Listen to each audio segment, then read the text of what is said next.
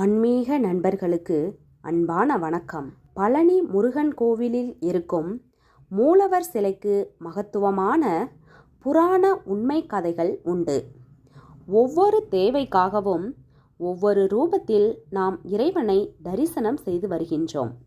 அந்த வகையில் பழனி முருகன் கோவிலில் ராஜா அலங்காரத்தில் இருக்கும் மூலவரை வழிபடுவது நல்லதா, ஆண்டி கோலத்தில் தரிசனம் செய்வது நல்லதா என்பது போன்ற ஆன்மீக குறிப்பு தகவல்களை தான் இந்த பதிவின் மூலம் நாம் தெரிந்து கொள்ள போகிறோம்.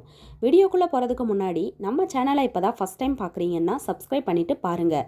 பக்தர்கள் ஆகிய நாம் இறைவனை தரிசிக்கும் போது சாதாரண கோலத்தில் இருப்பதை விட அலங்காரம் செய்த பின்பு கண்குளிர தரிசனம் செய்வதை தான் அதிக பேர் விரும்புகின்றோம். ஒரு மனிதனால் செய்ய முடிந்த விஷயம் அனைத்திற்கும் இறைவனின் துணை கிடைக்க ராஜ அலங்கார தரிசனம் செய்யலாம்.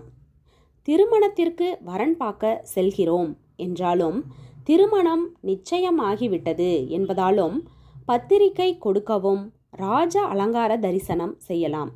புதுமனை வாங்குவது, விற்பது, வீடு வாங்குவது, கட்டுவது, கிரகப்பிரவேசம் செய்வது போன்ற நல்ல நிகழ்வுகளுக்கும் நம்மால் இயலக்கூடிய விஷயங்களுக்கு இறைவனின் ஆசீர்வாதம் கிடைக்க ராஜ அலங்கார கோலத்தை தரிசனம் செய்து வழிபடலாம்.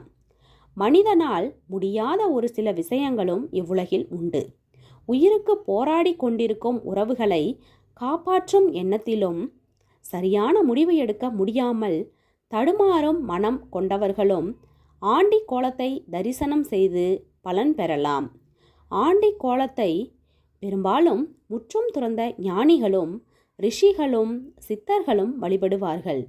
மேலும் குடும்ப நிலையை கடந்து வாழ்பவர்களும் இந்த கோலத்தை தரிசனம் செய்ய போராடுவார்கள். மிகுந்த சக்தி வாய்ந்த ஆண்டி கோல தரிசனம் செய்வது மகத்துவமான பலன்களை கொடுக்கக்கூடியது ஆகும்.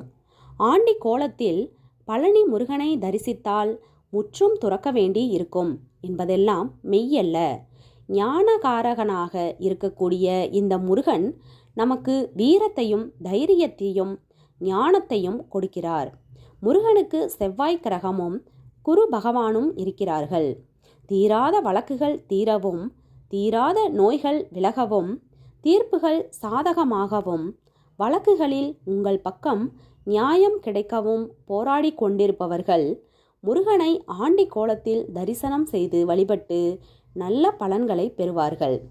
மருத்துவர்களால் கைவிடப்பட்டவர்கள், நோயாளிகள், வாய்பேச முடியாதவர்கள், உடலில் குறைபாடு உள்ளவர்கள், மனரீதியாக பாதிக்கப்பட்டவர்கள், மன இறுக்கத்தில் இருப்பவர்கள் ஆண்டி கோல முருகனை தரிசித்தால் சாத்வீகமாக அவர்களுடைய மனநிலை மாறும்.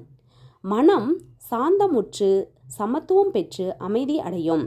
இதனால் தங்களுக்கு ஏற்பட்ட குறைகள் அனைத்தும் நீங்கக்கூடிய வாய்ப்புகள் அதிகம் பெறுவார்கள். இதனால்தான் ராஜ அலங்காரத்தை காட்டிலும் ஆண்டி கோலம் மிகுந்த விசேஷமான பலன்களை கொடுக்கக்கூடியது ஆகும்.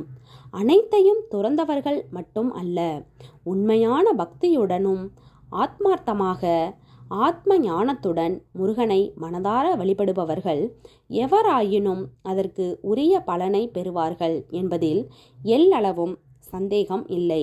இந்த வீடியோ உங்களுக்கு பிடிச்சிருந்தா ஒரு லைக் கொடுத்துருங்க. பயனுள்ளதாக இருந்தால் உங்கள் ஃப்ரெண்ட்ஸ் அண்ட் ஃபேமிலிக்கும் ஷேர் பண்ணுங்கள். இது மாதிரியான பல பயனுள்ள ஆன்மீக தகவல்கள் தெரிஞ்சுக்கணும்னா நம்ம சேனலை மறக்காமல் சப்ஸ்கிரைப் பண்ணி வச்சுக்கோங்க. நன்றி, வணக்கம்.